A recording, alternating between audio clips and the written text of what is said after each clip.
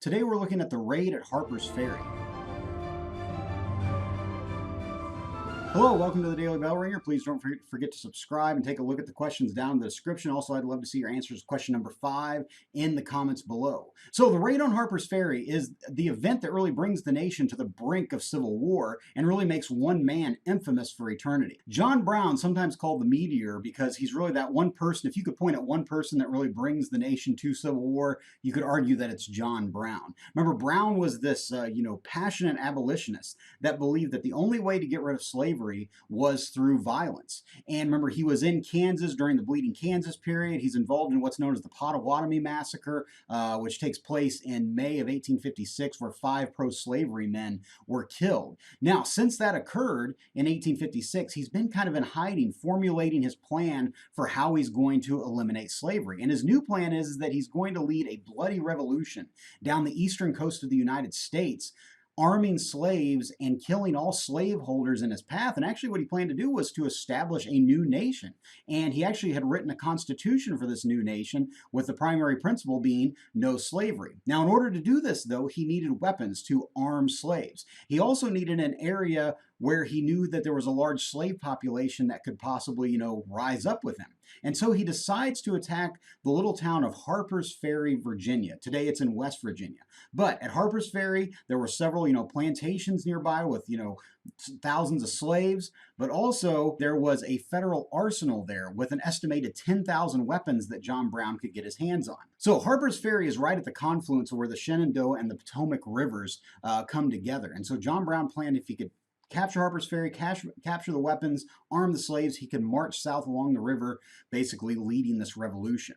So for over a year, Brown planned for this attack, and he rented a small house near Harpers Ferry. Him along with, he had about 22 followers, including 3 of his sons. Now, interestingly, prior to the attack, Brown had had about 1,000 long pikes made back in Kansas, and he had had them shipped out east. The reason he had all these pikes made is he knew that slaves would not be familiar with using firearms or using guns, and he needed something that he could arm them with until he could train them how to use the weapons. So he had all these pikes brought out. But on the night of October 16th, 1859, Brown puts his plan into motion. First, some of his men fan out into the countryside around Harpers Ferry, and they take hostages. Primarily, one big hostage they wanted to get was Lewis Washington, who was the great-grandnephew of George Washington. Now, Brown and his men approached Harpers Ferry, crossing the Potomac River on a railroad bridge. And ironically, the first person to be killed during the raid was Haywood Shepherd, who was a free African-American who happened to be guarding the bridge that night. But from there, Brown and his men attempted to capture the arsenal. At first, things are going well. He thinks that they're going to be able to capture it, but unfortunately for Brown, he was depending on slaves uprising to help him in this revolt, and they just simply don't. Instead, the people of Harpers Ferry surround John Brown, and very quickly, John Brown, the hostages, and his men are all cornered inside this firehouse there on the grounds of the arsenal. By the next morning, word of what's happening reaches Washington, D.C., which isn't that far north of Harpers Ferry, and federal troops are dispatched. The federal troops that are dispatched are under the command of Colonel Robert E. Lee. Of course, that name should have sound familiar. Hopefully, he, of course, goes on to become the primary commander for the Confederacy during the Civil War. But Lee and his troops surround the firehouse, and they begin to negotiate with Brown, and Brown refuses to come out, and so they storm the firehouse. Within 3 minutes, all of Brown's men are captured, killed, or wounded. Actually, in all, 10 of Brown's men are killed, including 2 of his sons, and Brown himself suffers a severe head injury, but he's now a prisoner and is going to be put on trial. So Brown is put on trial by the state of Virginia on charges of treason and murder. And his trial is national news. Now, Brown, he actually defends himself most of the time, defending himself from his stretcher there in the courtroom, but he realizes there's no chance of him being found not guilty. And so instead of trying to defend himself, he puts slavery on trial. And on November 2nd, 1859, he is found guilty of treason and murder and is sentenced to death.